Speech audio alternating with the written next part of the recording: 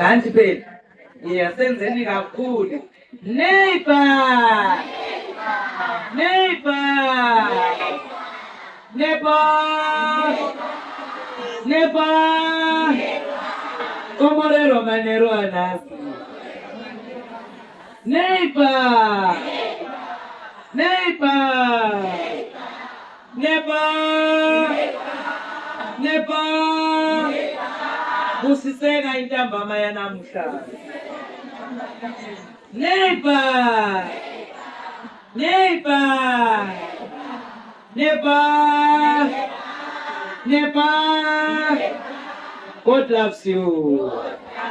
God bless you. God cares for you. God is coming for you. Be strong. Bekezela. Qinisela. Sokuseduze ekhaya. Amen. Ibandla lithi yes siyabonga anti phela iviki leyi sifuna ukuthinta indaba ezitshisa kakhulu anti indaba ezinjengokuthi kungani amacheche emaningi ungalovi iviki le lizwilani le lokuthi yiluphi usuku lokukhonza anti phela le ndaba ezinjenge umprofeti weqiniso lo wamanga ubonakala njani awungabona lilahlwa liyasala lilahlwa kodwa amavesi azanjani azafundwa nxa singathola isikhathi sizafunda ngokuvalwa komusa iviki lona leli sifunde ngezibonakaliso lokuza kukaJesu namhla ngifuna sikhangele enye indaba ehluphayo kasikhuleke nini babo ingcwele ohlala ekhaya ezulwini sesisesiqongweni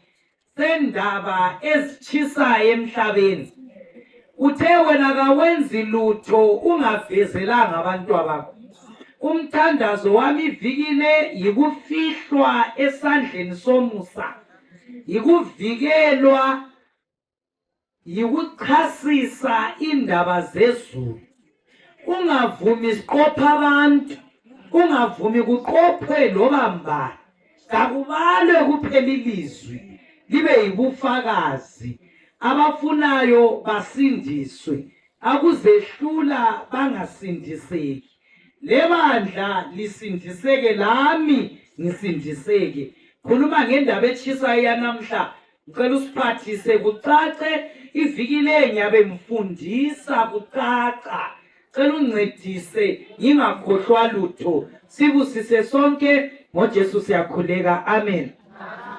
Second Kings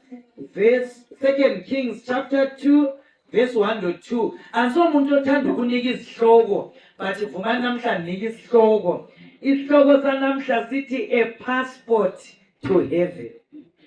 A passport to heaven. Yeah, i-passport anti yincwadi lana esetshenziswa nxa uchapha amazwe namhla ngifuna ukukhuluma nge-passport to heaven. Second Kings chapter 2 verse 1 to 2 fundi wathi inkosi isizathatha uElijah imuse ezulwini ngesivunguzane uElijah loElisha babehamba bevela eGiligali right uElijah wathi kuElisha akusale lapha ngoba inkosi ingithumile eBhetheli kodwa uElisha wathi ngifuka inkosi uNkulunkulu kanye nawe kanyikwahlukana nawe basebefika ke eBhetheli. Right, Genesis 28 ibambe khonapho verse 10 ngichasisa iBhayibhili lithi uElijah ibandla likhona ntambama uElijah nguye lowana wokubulala abaprofeti baka-Ahabu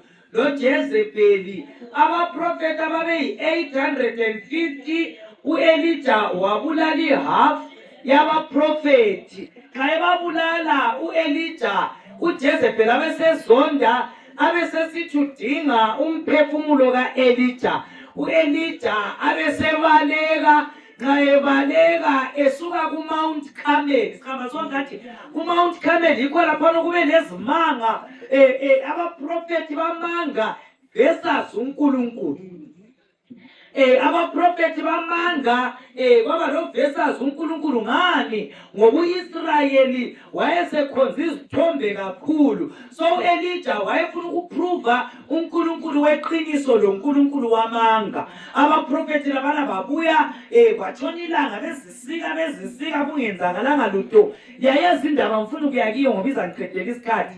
U-Elijah xa eseqedile ukubulala abaprofethi abayi-450, xa eqeda ukubulala abaprofethi kwaduma u-Israyeli bonke sebefuna ukukhonza uNkulunkulu ka-Elijah. uJezebheli abesesithi over my dead body, kungakasi umphefumulo ka-Elijah ngiyawufuna. Elijah besebaleka, xa ebaleka u-Elijah abesesiba lo mthandazo wokuthi inkosi vuma ngife. Likhona bakithi vuma ngenze njani bantu? Ngife. Inkosi ibisisithi hayi Elijah, akwenzi ukuthi ufe, wena kawufi, kumele uyegcoba u-Elisha ozathatha indawo yakho. iBhayibheli lithi yona u-Elijah nxa ehamba esiyagcoba u-Elisha, o-Elijah babengabantu ababehamba lamamenki okungathiwa yingubo. So ingubo yakhona wawukwanisa ukuyenza ibe yisikhwama, uyibhabhule ufake izinto, kungagodola kumbe kube ntambama uyiyandlala uphinde uyimbathe. Sikhamba sonkani. So u-Elijah besethatha ingubo yakhe abesetshayisana lo-Elisha elima. Kuthiwa ko-Elisha babelamaploti amaplazi. u-Elisha elima, izulu laselikhetha u-Elisha ukubana ngene emsebenzini. Kukalutshwana ukuthi umlimi abize umuntu ohleziyo. Sihamba sonke bandla. Ungakhangela iBhayibheli umlimi uvela umuntu o-idle, kalutshwana ukuthi izulu limsebenzise. Umuntu okunguhlala engenzi lutho. Ngoba ngani? Isikhathi esiningi umlimi uthanda i-experience yomuntu ayabekwenza. Umlimi uyakuguqula akufake evangelini. Likho nathi right. Amandla kaSawuli okubulala amaKristu ebazingela, umlimi wathatha waguqula. Yikho libona uSawuli waba ngumtshumayeli omkhulu kakhulu owabhoda amazwe amaningi. Likho nathi. So iBhayibheli lithi u-Elisha wayese engakibo, u-Elijah wafika elima eplotini, wasefika lengubo yakhe, wafika wamthinta ngayo, kumbe ngathi mina wamgudla ngayo, wasesithi ngilandela. u-Elisha waseqeda kwenzayo walandela u-Elisha. Elandela u-Elijah. So lapha u-Elijah sefuna ukuthathwa esiwe ezulwini. Njengoba umlimi uyamangalisa, ngabe waphendula umthandazo ka-Elijah wokufa. Ngabe u-Elijah kayanga ezulwini engathestanga ethesta ukufa, but umlimi kazange aphendula umthandazo ka-Elijah, wasefuna ukumthatha ephila. So iBhayibheli lithi yona u-Elijah lapha la ku-2 Kings usesiya ezulwini. u-Elisha wasesizindumela zokuthi u-Elijah iBhayibheli lithi yona usesizindumela zokuthi usesizindumela zokuthi u-Elijah uyathathwa esiwe ezulwini. iBhayibheli lithi u-Elisha wasemnamathela, wanamathela u-Elijah kakhulu ngoba esiya ezulwini ehawukele efisa i-character ka-Elijah. iBhayibheli lithi yona u-Elijah wasesithi ku-Elisha, inkosi ingithumile ukuthi ngihambe, ingithumile inkosi. u-Elijah kuthiwa uthene lapha, inkosi ingithumile ukuthi ngiye eBhetheli. u-Elisha besesithi kanguthi eBhetheli siyahamba sonke. Ngoba ngani? u-Elisha wayengathi kulokungumbono onyani ukuthi mani u-Elijah engakayi ezulwini, ngifuna uke ngixoxela ukuthi kanti yena ukwenze njani ukuthi azathathwe asiwe ezulwini. Ngifuna ukwazi isecret yokukholwa kwakhe. iBhayibheli bisisithi sebesiya eBhetheli. Kwakulani eBhetheli? Singakayi ezulwini, ibus stop yokuqala uhambo lokumKristu wonke kumele adlule eBhetheli. Kwakulana eBhetheli, Genesis chapter 28 ivesi ngelika-10. Mana ngichasisa ungakabali. iBhayibhili ithi yona uJakobe esezelwe elo-Iso nguye phela uJakobe wokurobha ibirthright ka-Iso. Liyakhumbula nje abesebaleka ayehlala komalume akhe, engakafiki komalume eseqhile umnawakhe, eqhile ubhuti wakhe, infact eseqhile ubhuti wakhe elisela ebalekile, esesiyacatsha komalume, esendleleni esediniwe wafika kwenye indawo okuthiwa yiBhetheli. Saba zonke xa efika eBhetheli wafika waqamela ilitshe walala, eselele wajumeka, ejumeka waphuphani. Balivesi Genesis chapter 28 verse 10 ithi iBhayibheli uJakobe waphuma eBherisheba waya eRama, wafika endaweni ethile wahlala khona ubusuku bonke ngoba ilanga laselitshonile.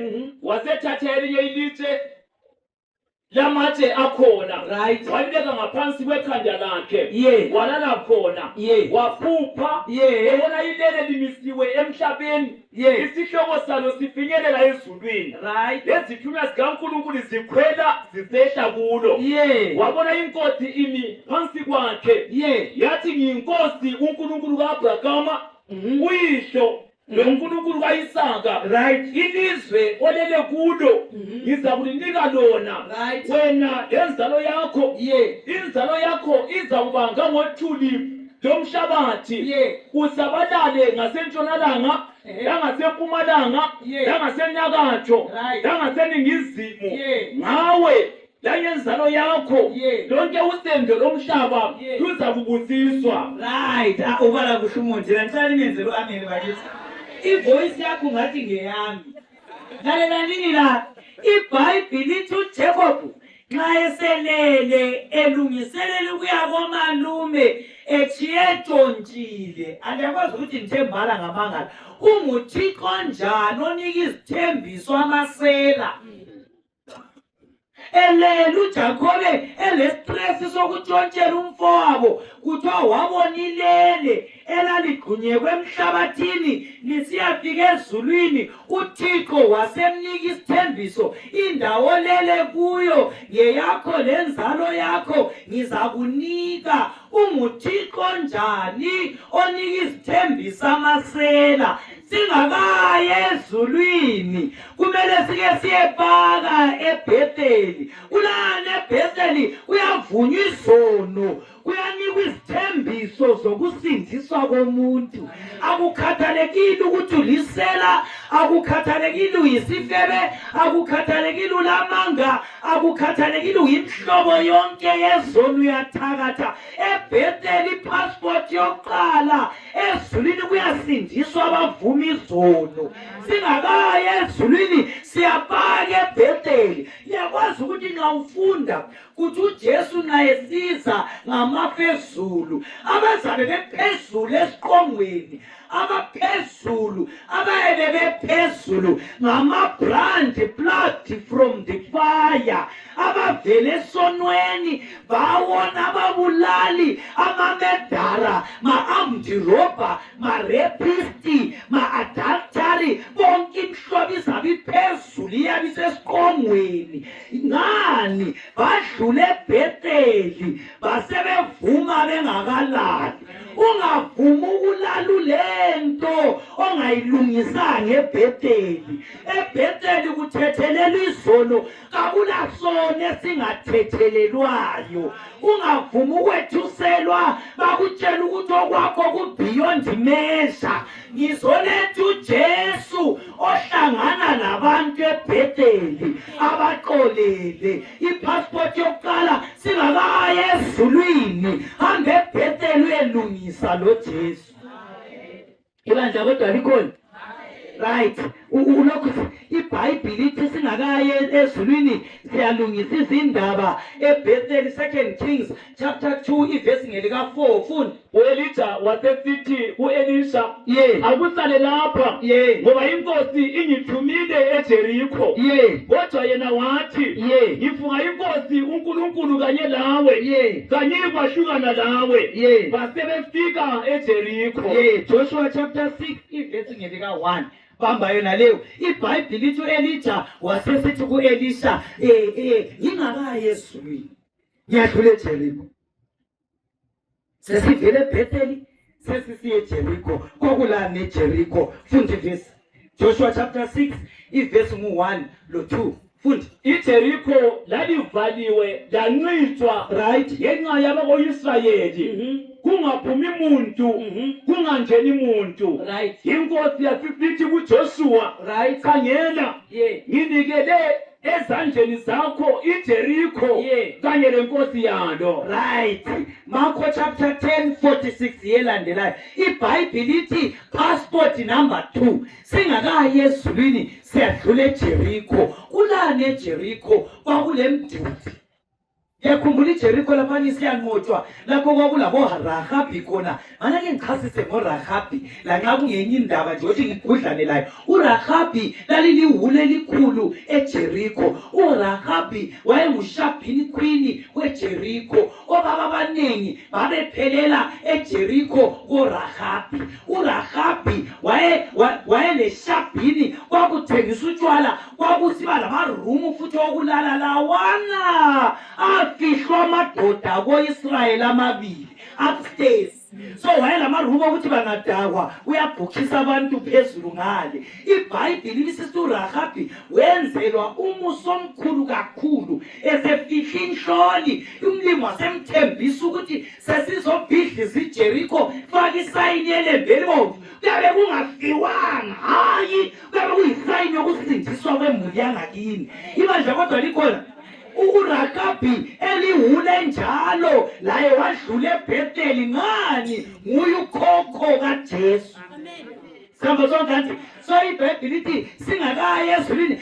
iJerikho kuthiwa yayincitshiwe ilamagedi ama-iron bar amakhulu iBhayibheli lithi kwakungangeneki kwakungaphumeki uThixo wasesithi ngiyalinika iJerikho ivini kungangeneki kungaphumeki kalingeni kaliphumi lizabhoda kasikhombisa iJerikho iyadilika singakayi ezulwini ayibandla kalikho ntambama bakithi sisathi sayenda kudenga okholwayo wonke ozasindiswa wonke uzadlula eJerikho kulani eJerikho kulempilo encitshiweyo kulempilo elama-iron bar kulempilo engangeneki ingaphumeki uyaphila impilo njengomKristu phambili awukwazi ukuthi uye ngaphi emaceleni kule ndaba emuva impi kaFaro iyatshisa uyaphambili kakubambeki ibhizinisi kayithengwa imikhuhlane ikhonapho indoda iphethe amaphethe edivorce akula mali singakayi ezulwini kakula muntu ozasindiswa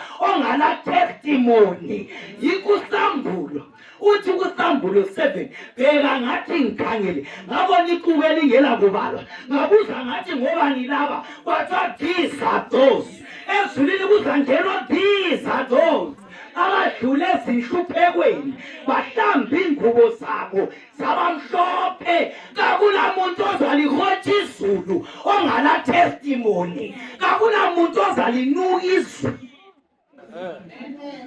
amen kumele ohana nxa bechasisa ukuthi sahlutshwa ngoPhenina la ubuso khonapha usithi bakithi la ndimbona ngilapha ezulwini ngabalekelwa indoda ngimncane alina likhona kodwa la uyakuchasisa zakho indaba la ngikhonapha nginje ngenda ngaswela inzalo ezulwini kuzahlala abantu abalama-testimony abazanqoba abesesithi uSambulo bonke abanqobayo ngizabanika ilitshe elimhlophe bonke abanqobayo ngizabanimbethisa ingubo emhlophe ezulwini kuyahamba abanqobi singakayi ezulwini asomhlolo ukuthi udubeke kasomhlolo ukuthi ube lama-problems angapheli yisayini yokuthi wena uyikhandidate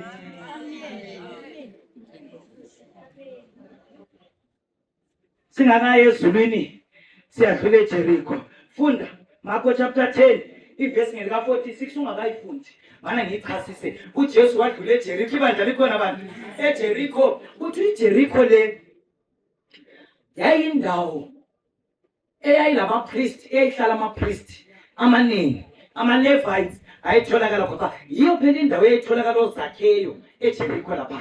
Yayindawo yama business, yayindawo ebusy kakhulu, yayindawo eyabantu abanemali, ama businessmen, izimota lakho konke kwakutholakala khapha. iBhayibheli lisisithi uPlokuzeni uBhathimeyu wasesiyahlala egedini leJericho. Xa ehlala egedini leJericho ungathola isikhathi satshumayela indaba kaBhathimeyu. Wahlala egedini leJericho. Xa ehlala egedini leJericho wayemelela izikhulu ezingenayo lezikhulu eziphumayo, afaka umgano wakhe wemali. uBhathimeyu wayengaboni abantu bejika imali abangenayo labaphumayo, ngoba iJericho yayindawo yezinothi. iBhayibhili lisisithi uBhathimeyu uthe lekhe khonapho wezwa umsindo kaJesu odlulayo. uBhathimeyu waqhweba oseceleni wathi kathi ngumsindo bani lo enguzwayo? Kwathi uJesu uyadlula. uBhathimeyu wamemeza wathi, ndodana kaDavida akungihawukele. Ibandla kodwa likhona.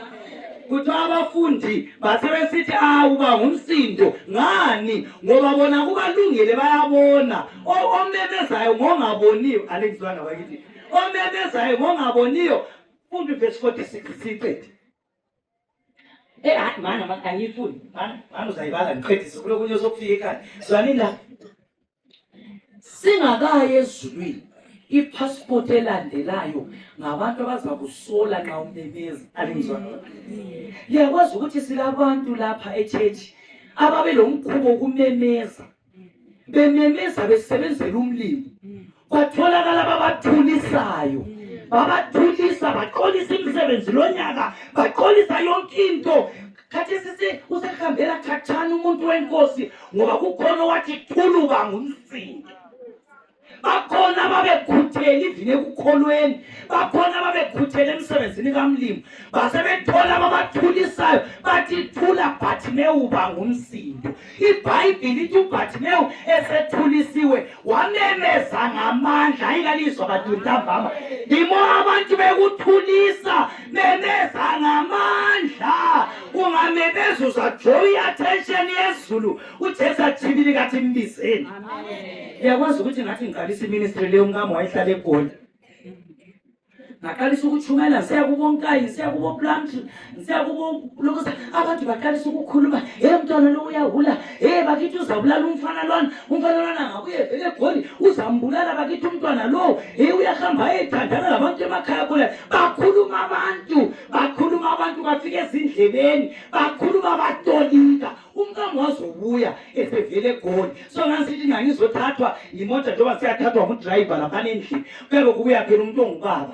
Bathiwa umntwana noma sehula indoda ikhangele. Ubuya lama-boyfriend lezimota, indoda yakhona uyayibonisa ime egedini. Ithi sithi ubona elihambe kuhle. Umntwana wadlisa indoda bakithi ubuya lama-boyfriend ngemota, indoda ikhona. Kwesinye isikhathi ubaba uNyatanga nxa ekhona ekhululekile phangisa ukutshayisa, athi mana nguphelekezele, abe sehlala phambili, lo driver nhlala emuva. Umntwana lo segange kakhulu, indoda ihlaliswa le-boyfriend phambili. Banjalo abantu, ungacaka bathi yiyo, ungazimuka bathi ayamvuma. Banjalo abantu, ngizomemeza ntambama, memeza kakhulu, ngene endimeni. Ngabazabalalela abantu ngabe kasisatshumayeli. Abantu bayatolika, bayakhuluma. Ungajoyini ichurch kwaya ukuthi ule discord, ungaphuma kuchurch kwaya sasivile sathi ukuthi uzaphuma ule discord. Ungasebenzela umlimo lamawala, ungachiya sasivile sathi ukuthi uzachiya. Ngizokukhuthaza ntambama, sebenza ngamandla, memeza ngamandla. Ibandla likhona. Amen. Ngabe ngiqinisela mina umkama sathu ngachumayela ngaqinisela ngezothi ezinengoswangani ngezothi ngosangani ngisinyatana mana siba livesi saze sikutolika 46 futhi. Bafika eJericho, wathi esephuma eJericho nabafundi bakhe lexuku elikhulu.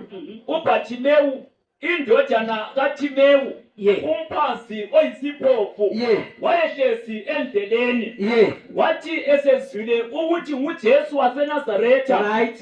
waqala kumemeza wathi Jesu ndodana kaDavida akungihawukele. Yeah. Abanengi bamkhuza Yeah. bathi kathule Yeah. kodwa bangkhona ememeza kakhulu Yeah. esithi nje ndodana kaDavida Yeah. akungihawukele. Yeah. uJesu wasesima. Manje ngikho ukuthi uyazi ukuthi lemomemeza kakhulu ngabi le ndaba labantu uJesu uyama. Wama wathi uJesu wasesima Yeah. wathi mpizeni. Right, lalela uJesu wasesima wathi mbizeni. Zwana phela labakade becomplain ukuthi bathini. Futhi Basibiza isiphofu. lalela ukuthi sebesithi bakhuluma ngevoice right kathi. Besithi kuso Yeah. mana isibindi Yeah. sukuma Yeah. uyakubiza. Abanjalo abantu. Banjalo abantu zokuthena sinyathanga sho inkosi libusisa. Siyasekela, siyakhulekela abantu ngoSathane.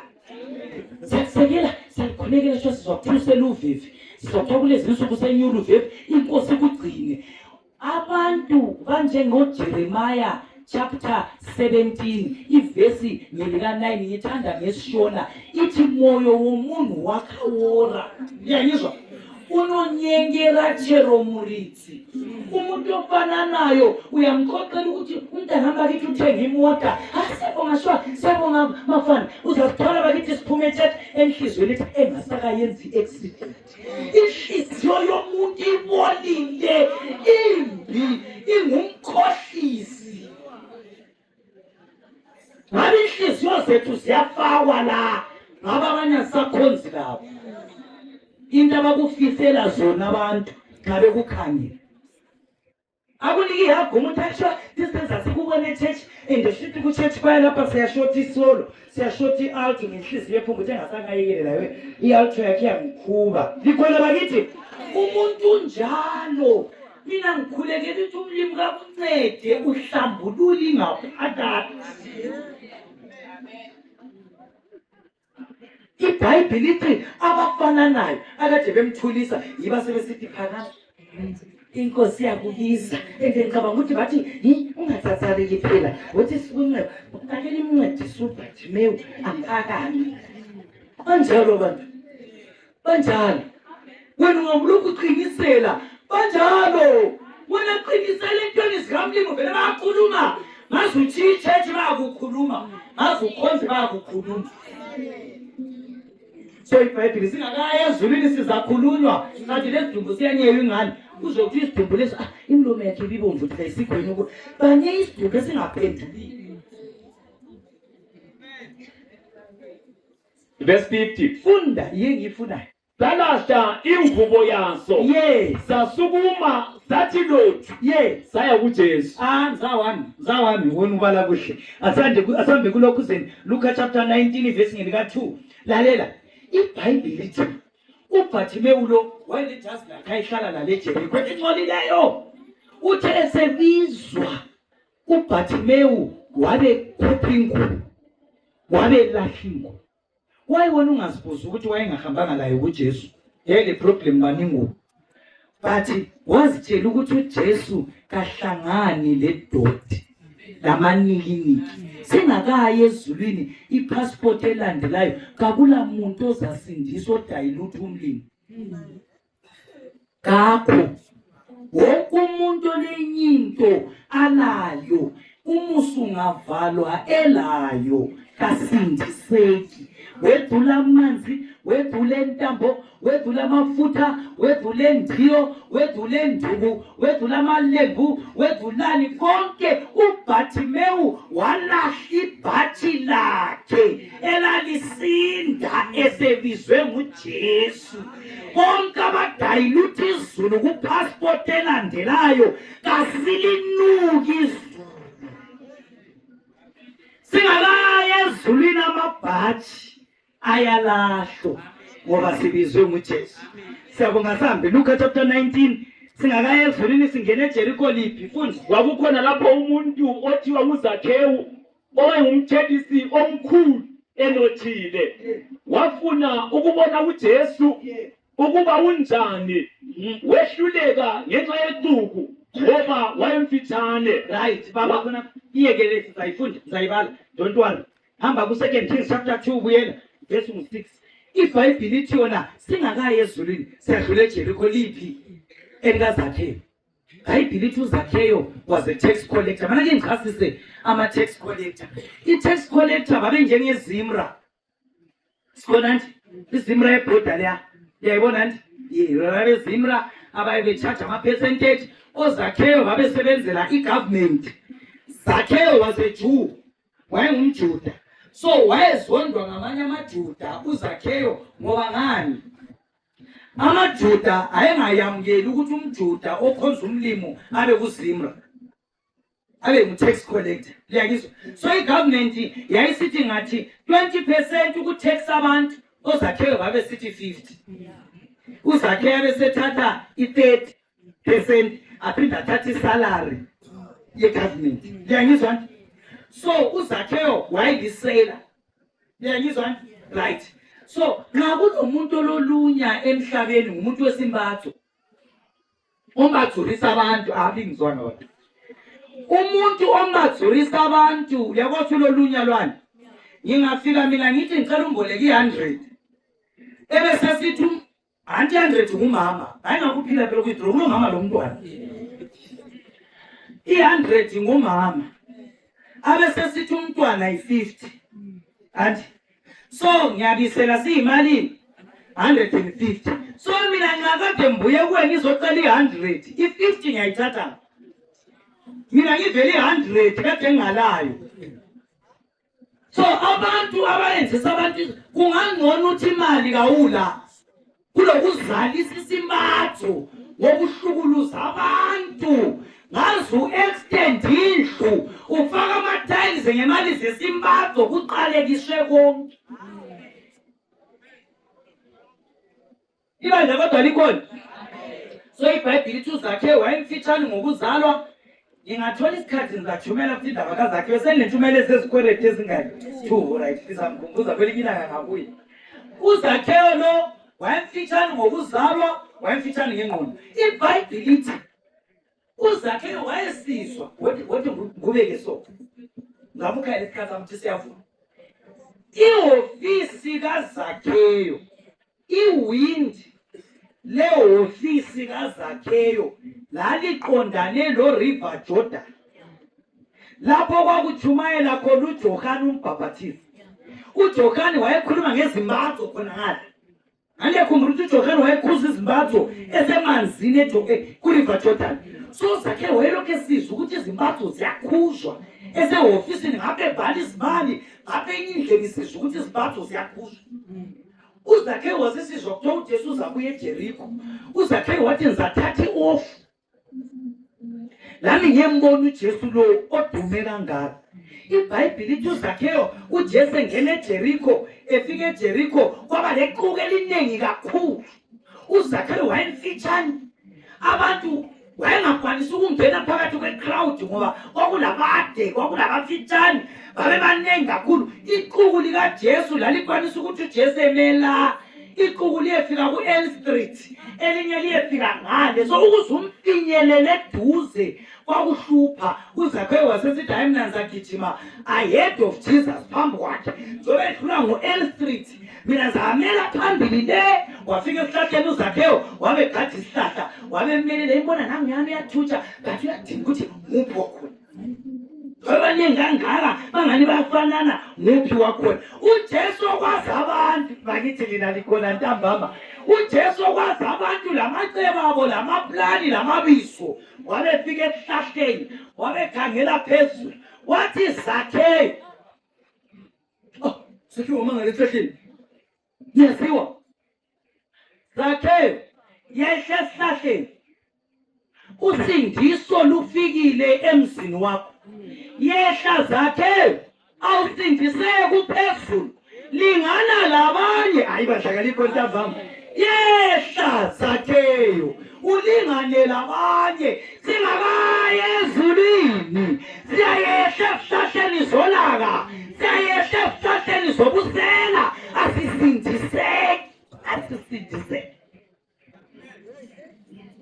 kulabanye abaphila impilo giraffe othi lobe kukhangela so ungani nguyo le quality yakususa phansi somuntu akuse phezulu akususe phansi akuse phezulu umbone nchede eduze umbone bamba engani yakubingelela kade ubamba i-texture yesigqoko uzwethi ngukhothama lo sinabantu abakhonza isigqoko abakwazi ukuthi ivike phelile ubani wayegqoke lokho ivike phelile wayegqokela sikuchapter 1 Bible reading dololo sinika amavesi asebhayibhilini okwaziyo in the beginning God created heaven and earth esibili Jesus wept esayizini yakho ulokhu labo Jesus wept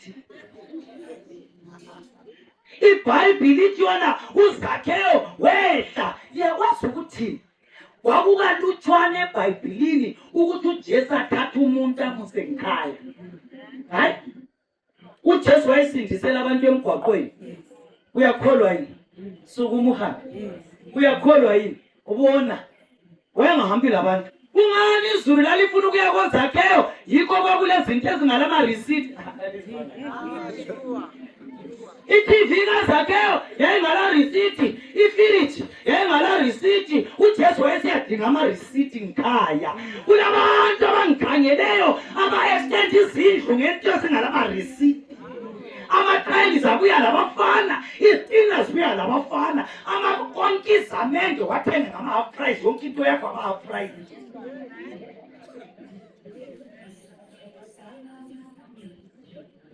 hayi bandla kanje ibandla likhona kodwa ntambama asikuqhube lokho sikugijimise kuphela uJesu ungayifika koZakheyo anti sikhuluma ngelanguage ozayi-understand uJesu ungayifika koZakheyo uthi wafuka wahlala esofeni kwakunamasofa lana amakhulu akhona kulezi nsuku iTV kaZakheyo yayisemdulini kalakathalezele singake ngani ngezamahholu koZakheyo kwakule nto yonke bantu kulamasili kule property etontamanzi uJesu wafuka wazihlalela nje esofeni labafundi uZakheyo sesikatshela umama ekhishini ukuthi phele kuhambeni kwami ngibuye lo Jesu hayi bandla kale khona mama lo uJesu sesithi ndro lina liyakwazi ukuthi ngibuye lo Jesu usesithi nje uJesu wafuka wazihlalela esofeni angazi kwakubukelwani ku-TV uJesu wazihlalela uJesu uthi uyathi chaza ku-TV uZakheyo wabe sekhona yikho libona uZakheyo wakhomfesa engabuzwanga uJesu ekhangela iTV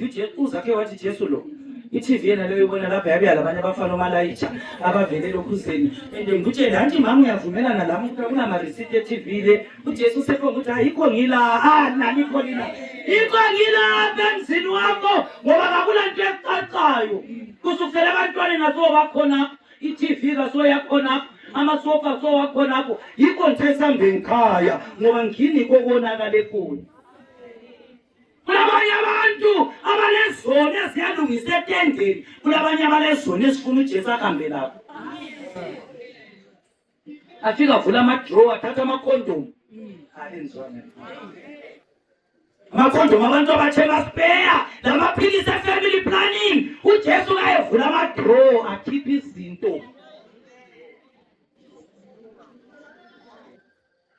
singakayi ezulwini futhi ivesi mzala sihambe la isiqeda sesingena kundaba esifuna namuhla Amakhosi esibili chapter 2 verse 6 uElijah wasesithi kuye akusale lapha right ngoba inkosi isangithumile eJordani right kodwa yena wathi ngifunga inkosi uNkulunkulu kanye nawe kangikwahlukana nawe wasibekomba bobabili hayi bandla likho libandla Ephesians 4 verse 5 singakayi ezulwini passport yokugcina siyadlula eJordani kulani eJordani kulombhabhathiso hayi bandla kalikho tabhaso eJordani kulani kulombhabhathiso uElijah uthi singakayi ezulwini kumele sibhabhathiswe akula muntu oyezulwini engabhabhathizwanga yiwuphi umbhabhathiso weqiniso indaba yethu namhla singakayi ezulwini siyadlula embhabhathisweni abantu abaningi balembhabhathizo etshiyeneyo abanye baqinisa kanye abanye baqinisa kathathu abanye baqinisa kasikhombisa abanye abanye bayeqa umlilo bayabasa umlilo bese bayeqa umlilo subhabhathiziwe abanye badlula phansi kweflegi subhabhathiziwe ngabona kwenye indawo umfundisi etshaya abantu ngoswazi adlula phambi kwamfundisi akutshaye ngoswazi subhabhathiziwe etshetshi lapho engangikhonza khona sasibhabhathizwa ngomganu umfundisi athatha umunwe afake emganwini abese kudwela isiphambano subhabhathiziwe. Liyangizwa bakithi imbhabhathizo yabantu emhlabeni wonke abantu lathi sikhona kubhabhathizwa ngendlela ezitshiyeneyo. iBhayibhili lithi singakaye ezulwini kumele sidlule eJordani lapho kulombhabhathizo khona. Futhi verse Wabase-Efesu chapter 4 verse 5. right Ithi iBhayibhili yile inkosi kunye ukukholwa lunye ubhabhathizo. Matthew 3 verse 13 iBhayibhili lithi inye inkosi kunye ukukholwa lunye ubhabhathizo. Ayibandla kalikho le imbhabhathizo ngiyicambile kumbe ifika 8 but iBhayibhili lithi imbhabhathizo mingaki munye yiwe sifuna ukuphuma la namhla sibekwazi ukuthi lo yi1 yiwuphi umbhabhathizo. Funda Wathi Jesu evela eGalili right wafika kuJohane eJordani ukuba abhabhathizwe nguye. Kodwa uJohane wazama ukumnqanda right wathi yimi engiswela ukubhabhathizwa nguwe, wena uze kimi na? right uJesu wamphendula wathi vuma khathesi ngoba kusifanele uba sigcwalise ngokulunga konke. right bamba khona ungabhashi lalela uJohani lo engithe wayebhabhathiza kuRiver Jordan wabona uJesu ethutsha. John chapter 1:29 wathi bheka nanti iwundlu elisusa isono sezwe. Samba sonke uJesu wasefika anti liyakwazi uJohani lo Jesu babengamakhazini. uJesu uzalwa nguMary uJohani uzalwa nguElizabeth babezalana bengamakhazini. So uJohani uthe ebona uJesu ebuya efika phambi kaJohani ebhabhathiza. uJesu wathi Johani ngibhabhathiza. uJohani wathi hayi akumelanga ngubhabhathize ngoba wena unguThixo wena ungumdali wena ungumesaya. uJesu wathi hayi Johani ungayekela ukungibhabhathiza ngizaba labalandeli sengihambe ezulwini okumele babone ukuthi kubhabhathizwa njani. Amen. Awungibhabhathizeli ukuthi ngonile mina kangiwoni abazalandela emuva bazawona kumele bangene emanzini bavume izono. Nxa ngingasabhabhathizwanga mina abasoze babone ukuthi umbhabhathizo weqiniso yiwuphi. Ngani Johani bazasala besenze yabi imbhabhathizo engekho eBhayibhilini. Ngibhabhathiza ukuze babonele kimi mina ozazobathatha ukuthi kubhabhathizwa njani. Akithi ngaze ngachasisa hawu bantu beluvisi ngaze ngachasisa abacaca. Angibhabhathizelwa ukuthi ngiyaphambanisa ngibhabhathizela isampulu ukuthi babonele kimi. Wasesenzani futhi Wangikhona amvumelayo. right uJesu esebhabhathiziwe wakhuphuka masinyane emanzini. Izulu lavuleka. right Wabona umoya kaNkulunkulu esehla phakathi lijuba right esitha phezu kwakhe. Khangela wezwakala ilizwi livela ezulwini lisithi lo uyindodana yami ethandekayo right ngithokozile ngayo. right John chapter 3 lalela iBhayibhili lithi uJohani wasesithi alright xa ufuna ukuthi abantu babonele kuwe mana ngubhabhathize. iBhayibhili lithi uJohani wabhabhathiza uJesu. iBhayibhili lithi wasekhuphuka emanzini ukuze kuzwakale ukuthi ngumbhabhathizo weqiniso. Izulu lavuleka lafaka isignature. Ayibandla kalikho lafaka isignature. Umoya oyingcwele wehla uyisimo sejuba ukuzofakaza umbhabhathizo weqiniso. Wasekufakaza uThixo. Izulu lavuleka lathi lo yindodana yami. Ngiyangizwa bakithi izulu lithokoza ngombhabhathizo weqiniso. So iBhayibhili lisithi kuJohn chapter 3 kwakule ndoda kwakuthiwa nguNicodemus eyifunde kakhulu. So ngalezo nsuku uJesu ephila wakuyangisa ukuthi umuntu ofundileyo abonakale ehamba loJesu. Ngani? uJesu wayezelwe emulini ephansi, wayezelwe emulini ebaza amabhentshi, wayevele sithi yena nguMesaya. So abantu abangabona uNicodemus, ama-theologian abafunde kakhulu kwakuyangisa, uNicodemus wasenyenya ebusuku, wezwa ukuthi uJesu lapha wanyenya, wafika wathi yena mfundisi othandekayo olungile. uJesu wathi wamvala umlomo wathi straight to the point, ungatomatomi Nicodemus, ngiyakwazi ukuthi vele uzama ukugcobagcoba indaba, ngaphandle kokuba umuntu azalwe ngamanzi langomoya kawubona umbuso wezulu.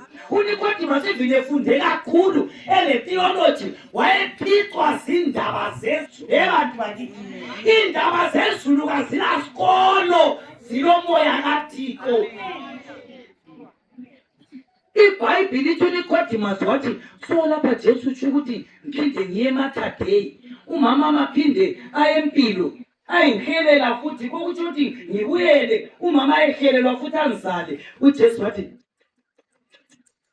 hayi bandla kalikho ntambama, kathi Nicodemus uzenze ofunde kangaka, kathi indaba zezulu ziyakuphica, wasesithini? Funda John chapter 3 verse 5. Ithi iBhayibhili uJesu wathi ngiqinisile ngithi kuwe, uma umuntu engazalwanga ngamanzi langomoya angengene embusweni kaNkulunkulu. hayi bandla likhona. wasesithi uJesu kuNicodemus, mana ngikwenzele kube lula Nicodemus, umoya ubonakala njani? Kubonakala njani ukuthi kulomoya namhla? uNicodemus wathi ubona ngezihlahla zinyikinyeka zisiyale, zinyikinyeka zisiyale. uJesu wathi ungawubamba yini umoya? wathi ungeke uwubambe, kodwa uyabukhanya ukuthi ukhona. uzwa abantu bethi namhla kulomoya, ngani uthuli luyaphakama, ngani izihlahla ziyanyikinyeka, kodwa umoya ukuwubamba ngesandla ngekumo. wathi uJesu unjalo zelwe ngumoya. kahambe etshela abantu ukuthi bakithi mina sengikhonzele bona sendilunge kangaka. hayi awusitsheli thina, siyabona sodwa sikutshela ukuthi hawu baba lowu engakakhonzi, uwantu wami engakakhonzi wayenomoya mubi, khathesi sewazalwa ngamanzi lani langomoya. izithelo zikamoya ziyakhanya emuntwini nxa esezelwe ngamanzi langomoya, ziyakhanya. Colossians chapter 2 ivesi ngelika-12. iBhayibhili lithi uNicodemus wakuzwisisa ukuthi umuntu ophendukileyo katsheli bantu, thina yithi sibona izithelo zokukholwa nxa esephendukile. Colossians 2 verse 12. Funda. Lambelwa kanye naye ngobhaphathizo, Right. ngalo futhi lavuswa kanye naye ngokukholwa ngamandla kaNkulunkulu angivusa kwabafileyo. Right. Matthew 28. iBhayibhili lithi yona verse 19. iBhayibhili lithi yona ukubhaphathisa yikwembelwa. umuntu ombelwayo ngonjani? ngongcwatshwayo. anti layembelwa kanye laye ngombhaphathiso, laselivuswa kanye. liyangizwa nti? liyathatha nti? Right. futhi Matthew 28 verse 19. Ngakho hambani lenze izizwe zonke zibe ngabafundi, libabhaphathise ebizweni likayise lelendodana lelikamoya ongcwele. hamba khonapha ibandla kodwa likhona. John chapter 3:23. lalela, ngifuna ngilalele kuhle ivesi le. hambani lenze izizwe zibe ngabafundi, libabhaphathize elizweni, hayi khona emabizweni, elizweni likayise lelendodana lelikamoya ingcwele. amabizo amathathu lawa abumba ibizwe elilodwa, yikho kuthiwa ngubizweni. Phetha kanti so nxa ubhaphathiza umuntu kawehlukanisa amabizo. liyayizwa? wembelwa kanye. buya ngapha lokho si alright mana ngisebenzi. hayi wona ungangisinda phela.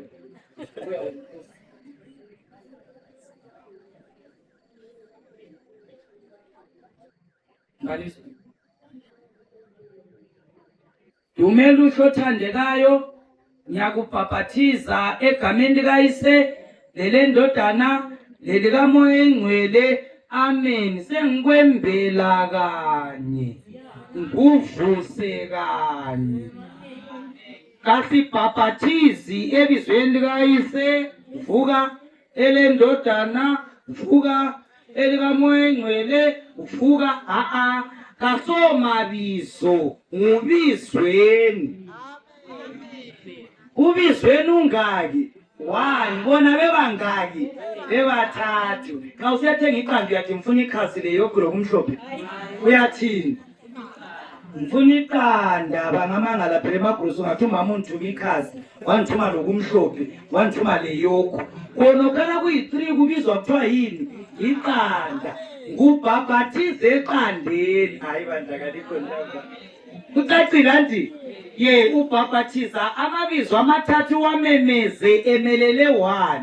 Ubusumgqumeka wembelwa kanye avuswe kanye. Hlala phansi. Kucacile anti? Yethi chapter 3:23 futhi. John chapter 3 verse 23. uJohane naye wayebhabhathiza e-Enoni eduze leSalima ngokuba kwakulamanzi amanengi khona. Yebo. Abantu babelokhu besiza bezobhabhathizwa. Right, Marko 16:1. uJohane ubhabhathiza e-Enoni ngoba kulamanzi amaningi. Umbhabhathizo ngamanzi anjani? Amaningi. Ubususembelwa kangaki? Kanye. Emagameni amangaki? Amathathu. Bakithi kukhona ngathi kazwanga. Into ezicace kangaki? Marko 10, Marko 16 ivesi ngilika 16 futhi. Lo okholwayo abhabhathizwe uza kusiliswa, kodwa ongakholwayo uza kulahlwa. Lo okholwayo abhabhathizwe uza njani? Mama unele bhatshe icream uphuma ibuya ngapha. Phenduka. Ngibala lo mntwana lapha eduze. Ngifuna umntwana nalo omnika abantu. Nguye ngimfuna. Alright yekela nini? Ngicela lisukume mama. Eliseceleni la. So right mama nasebenza ngomama la. Uya ngapha ku camera. Uya ku camera. Into lezi ziphuma emazweni. Uya ngapha. Right. Futhi verse mzala. Marko chapter 16 ivesi ngelika 16 futhi. Lo okholwayo abhabhathizwe uza kusiliswa, kodwa ongakholwayo uza kulahlwa. Ubani okholwayo phakathi kwamama nalo? Lo-ke indaba engakholwa. Andizwanga. Ngubani okholwayo phakathi kwamama lo mntwana? Ngubani obhabhathizwayo phakathi kwabo bobabili? Yindaba. Angathunya yezwa akholwe. Iyangizwa? Abantu abanengi lenkolo eziningi babhabhathiza umntwana bathi ingilosi. Akula vesi etsho njalo. Akula vesi ethe bhabhathizana abantwana ngoba ingilosi. Ingilosi leyi. Abantwana abancane anti liyakwazi ukuthi ekhona apha lo uyakhalala. Kazondi lo. Kalahli lutho phansi ungamnika. Kafike etown alale phansi agiqike. Unana kaluma ibele, unana ole 3 months uyakuluma ibele, akukhangele emehlweni efuna ukubona ukuthi urespond usithini. Ebese kuluma ibele, uthi uyamnika, akhangele eceleni, uthi uyamnika, ufuze ba. Wamulelwe esonweni, ufuze unina, ufuze ubaba, alingizwanga bakithi. Soka songilosi leyi, ngoba inesono. Lo unesono engaka lo. Ngoba umunye ivele lesono. Elilolaka, elilokunyeya, elilokufebe kwatransfer, kwabuya emntwaneni kasongilosi. Okholwayo nguye obhabhathizwa. Liyangizwa? Njengoba ngithumayela nokezwa, ozwayo ngulo. Ngingabiza abantu ukuthi bakhethe uJesu, lo kakhethi, ukhetha lo. So bonke ababhabhathizwa bengaka, abakabhabhathizwa bakhethelwa ngabazali. Ukukholwa uyazikhethela. Hlala phansi baba. Akithi kwaze kwacaca amavesi. Acts 8:35. Sesala amavesi ayi-2. In 7 chapter 8 verse 35. Right. uPhilip uthe ehlezi ekhaya ungilosi yafika athi Philip hambe endleleni yaseGaza uzabona indoda ebalayo kodwa kayizwisisi hambe ichasiseni. uPhilip wafika enqoleni wenzani? uPhiliphu wavula umlomo wakhe, Right. eqala kulowo mbhalo wamthumayeza ivangeli ngoJesu. Verse 35 yoyibalayo. That's- Balo 35. Alright, 39. Yekuye ku-39. Wathi sebekhuphukile emanzini, Yeah. umoya wenkosi wamsusa uPhiliphu. Right. Sayala isampona induna, kodwa yahamba ngendlela yayo ithokoza. Ngiyenzela ukuquma amavesi aphela sikhathi. iBhayibheli ithi Marko 7 ivesi ngu-7 lalela. iBhayibheli ithi uPhiliphu wafika enqoleni wafica ubaba lona ebala kwaIsaya wambuza ubaba lona wathi hayi mina ngikwazi lutho. uPhiliphu wamchasisela lokhu kutsho lokhu kutsho lokhu kutsho lokhu. Uba uPhiliphu wagcina echasisa ngombhabhathizo. ubaba lona wasesithi hawu nanka amanzi lapha Philip kathi satshona sayakhathana asimisa inqola usho umbhabhathize. iBhayibheli ithi nxa bemisa inqola uPhiliphu lenduna bangena bobabili emanzini. Umbhabhathizo weqiniso weBhayibheli lingena lonke lomfundisi. Enkomitini alikwani, emganwini kalikwani lomfundisi. Kumele lingene lapho kulamanzi anjani amanengi lomfundisi. Ungabhabhathizwa phansi kweflega kulamanzi, ungayeqa umlilo kakulamanzi, ungabhabhathizwa ngomganu kalikwani, ungabhabhathizwa ngenkomzo kalikwani. Kumele kube lamanzi amanengi 1 bese lingena lonke lomfundisi.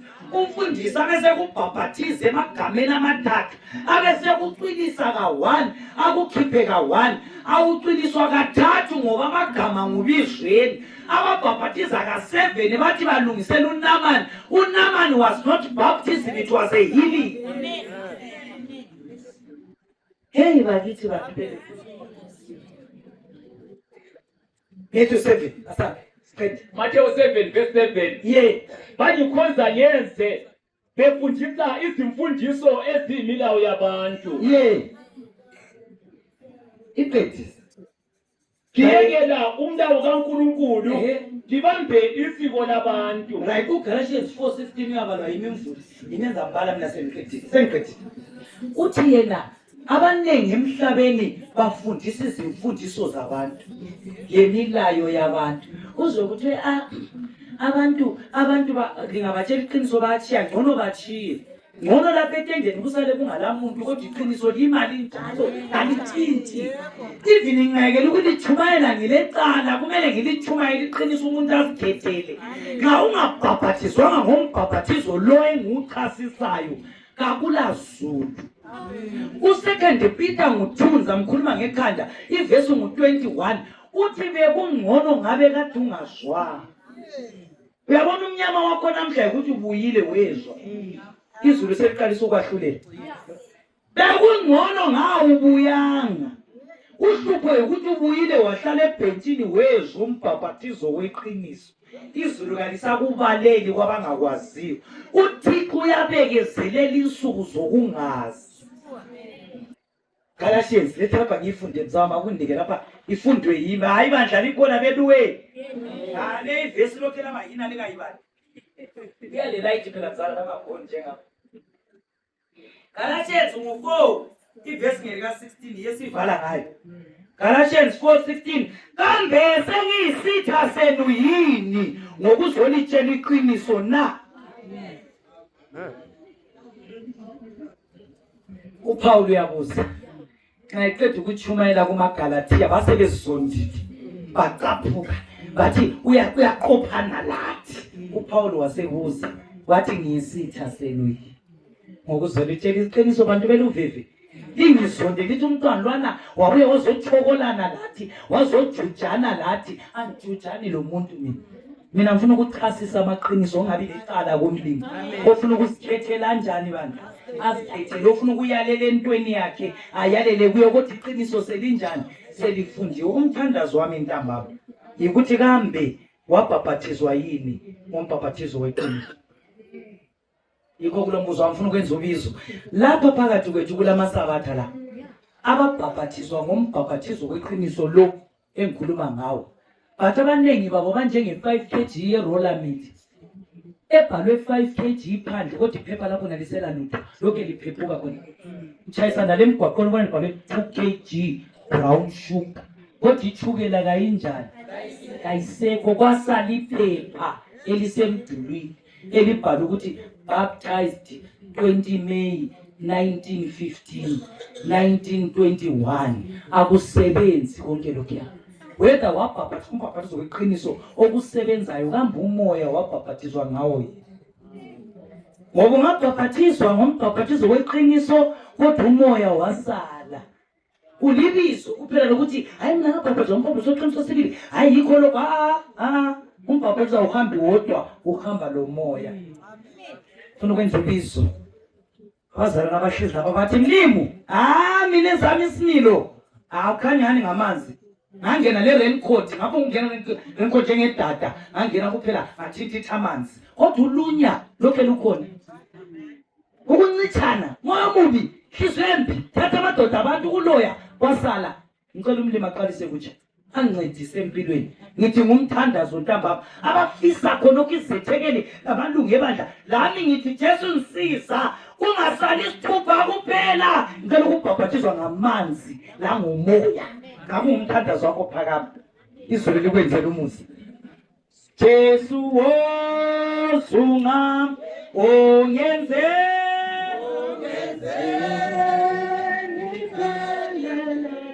ibe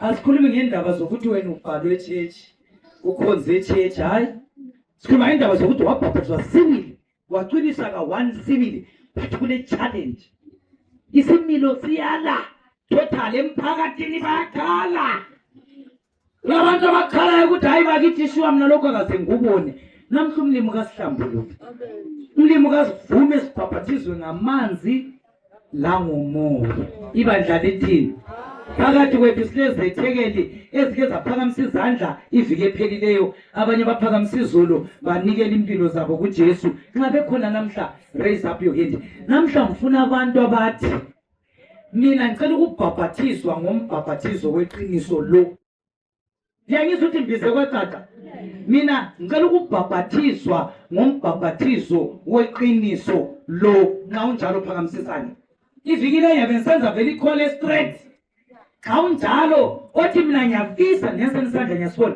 ngiyafisa mina ukuthi umlimo kangibhaphathize ngombhaphathizo weqiniso weBhayibheli ambhaphathize ngomoya nangeqiniso mina umbhaphathizo ochasiswe la angikabhaphathizwa ngawo ngicela ukuthi ngibhaphathizwe ngombhaphathizo onjalo xa ukhona phakamisa isandla nangizange ngazibona izandla Jesu sungam ukhona ntambama ukhona yini ntambama ofisayo ukuthi mlimi mina lo mbhaphathizo lo ngicela ukubhaphathizwa ngawo ngicela lithathe izandla lezana liphume lazo ngale siye emkhulini akulandaba ukuthi lilunga lebandla akulandaba ukuthi isethekeli kodwa uyafisa ukubhaphathizwa ngombhaphathizo lo abanye ngabafuna ukuvuselela umbhaphathizo omutsha bengamalungu ebandla ukhona yini ntambama raise up your hand osikwenzele kahle phela lithatha abaphakamisa izandla phela lithatha abaphakamisa izandla lihambe lapho lapho hambane eceleni thatha wena oseceleni khonapho uphume layo ukhona yini othi mina njengelunga lebandla ngicela ukunikela impilo yami kuJesu ngibhabhathizwe ngombhabhathizo weqiniso. Yebo ngabhabhathizwa, bathi ngifisa ukuqalisa kutsha loJesu. Ukhona ntambama, inkosi lenzele kahle. Khona mntu omtsha, akulandaba ukuthi wawungabhabhathizwa, akulandaba ukuthi kawungabhabhathizwa, kodwa umoya kaMlimi uyakutshela ukuthi wena kumele uqalise kutsha loJesu. Inkosi lenzele kahle, inkosi lenzele kahle. Khona omunye hayi inhliziyo yakhe ikutshela nikela impilo yakho kuJesu. Inkosi kwenzele kahle. Siyabonga mhlabelisi, siyabonga mhlabelisi. Yabona ithuba leli silinika abantu leli, it's a straight call. Le call yevikile kasigcigcizi ngoba sifuna abantu abazinikelayo. Xa ukhona lunga lebandla obona ukuthi wena ufuna izolo kulabanye abantu abandilandileyo bathi bona bafuna ukubhabhathizwa bangabalungu ebandla engxe namhla kababuyanga kawuvalelwa. Wena lo Jesu wakho liyazana lapha elivela khona lapha eliyakhona, wena ufisa ukuqalisa kutsha lo Jesu. Akula muntu ozakubuza ukuthi uvela ngaphi kungani uqalisa. Even nami ngiyakwanisa ukumisa i-effort ngebhabhathizo, ngingambuzi ukuthi ngibhabhathizelwani ngoba nami ngilokhu ngisindayo, ngilapho ngifuna ukukuvuma lokhu kakuyalelwa muntu. Abantu bayabhabhathizwa. I-meeting yalast year bengishumayela kwenye indawo angisoze ngiyiqambe, bengingu-guest speaker ngisenza ama-morning man. Umhlabeliso kade sihlabelisa ku-meeting wabhabhathizwa. Ngani? Wayelezi ndaba zakhe lo Jesu. Yekela ukuqinisela esonweni, yekela ukuzenza ingangara, uzenza ohlakaniphileyo ukuthi engceba batsho lokhuza. Kasitsho lokhuza, thina sikhuluma lawe ukuthi indaba zakho zi-right yini lo Jesu. Ukhona yini asicimezeni sengenza ikholo yokucina? Ukhona yini ofuna ukubhabhathizwa? Phakamisa isandla. Wedwa ngukhulu ngugogo ufuna ukulungisa indaba zakho ungakalali. Muntu omutsha nxa ukhona la, ukhona ofuna ukuqalisa kutsha lezi ndaba zakhe lo Jesu, nanti thuba. Phakamisa isandla ngakakhuleki, phakamisa isandla ngakakhuleki. Raise up your hand ngakakhuleki. Nxa ukhona sethekeli, nxa ukhona lunga lebandla, nxa ukhona muntu omtsha nangana ngicela ungithathele isandla lesane singale. Phakamisani izandla. Ibandla lisemthandazweni. Nkosi lenzele kahle. Ukhona umuntu xa kunento engithokozisayo yikubizela abantu kuJesu. Ngoba yikho kusenza sifaka amatende ngoba sinika abantu ithuba lokulungisa umusa ungakavalwa. Ukhona yini? Khona yini intambama? Inkosi kwenzele kahle. Khona yini omunye? Nanti thuba. Ungayenzi bele ukhona inhliziyo yakho. Umoya engcwele uyancenga. Siyabonga umlimi akubusise mfowethu. Ukhona omunye? Semfuna ukukhuleka. Ukhona omunye? Even nxa ngikhuleka umoya kaMlimi nxa ukhuluma lawe uyamatsha nje khona apho uhambe emuva. Baba ingcwele ohlala ekhaya ezulwini, nanka amaqiniso Jesu ensukwini zokucina. Abanye sibone ngani sisefu ngoba sabhabhatha ngombhabhazo weqiniso. Sithi hayi thina vela kusigudli. Kuyasigudla Mlimo ngoba kawulanda ababhabhatha ngombhabhazo weqiniso kuphela. Ulanda ababhabhathizwa ngawo baphinda baphila ngawo. Sincede Mlimo njengamalungu ebandla abanengi sangena ngama-raincoat emanzini. Silolunye emphakathini, silomoya omubi, sinenhliziyo ezimbi, sithatha amadoda abantu abafazi babantu siyaloya, siyinto yonke, siyimfitshi yonke ongayicabanga. Sigwaba ngokuthi singene esabatheni, sabhabhathizwa esabatheni, sazalelwa khona. Akusindisi umuntu lokho. Okusindisa umuntu ngumbhabhathizo lomoya langeqiniso. Sinje sihlabela sithungamela silezona ezaziwe ezulwini esaphila kizo iminyaka. Hlambulula ibandla, hlambulula izethekeli. Lami Jesu, lami Jesu, ngicela ukuhawukelwa ntambama. Kakulo zasindiswa ngoba uyachumayela. Lami ngingalahlwa, ngicela ukuthela umoya oyingcwele. Lami ngihlanjululwe. Abantu abakhona babone nampana bayahamba bayemuva ngale bafuna ukuyabhabhathizwa. Siyabonga Mlimi itende lenzelwe thina ukubuyisana lawe. Uthi come let us reason together. Sizorizina lawe Mlimi. Nanka amathuba. Ngavumi sibe yiziwula, sibe yizithutha zokuthabisa abangani ukuthi bangambona bhabhathizwa bazathi ubhabhathizwa. Asibuzi muntu. Thina sifuna abantu abavumelana lo Jesu. Hamba lathi siphelekezele usilungisele inkonzo elandelayo. Mthandazo okholwa ntambama Gameni elihle likaJesu siyakhuleka. Amen. Siyabonga inkosi elenzele kahle. Sihlaleni phansi. Bazasi igroup studies osihlabelisa sengikhohlweni senza ikhona ukubiza igroup. Ngiyaqolisa bakithi igroup kayibuyelana enkanjiwe. Izohlabela nxa sikhupha abantu. Nxa kuyikuthi uhlezi lapha, uyakwazi ukuthi okwenza kube lesayini yokuthi umoya engcwele ukhuluma lawe, luvalo lalo. Lona luvalo lolungaludeleli. Umoya engcwele ukhuluma lawe, ungenzi inhliziyo ibe lukhuni. Mlimali busisa ukufunda kwelizwi lakhe. Siyabonga igroup izasihlabelela. Ngicela kusasa iphinde ihlabele. Ayisahla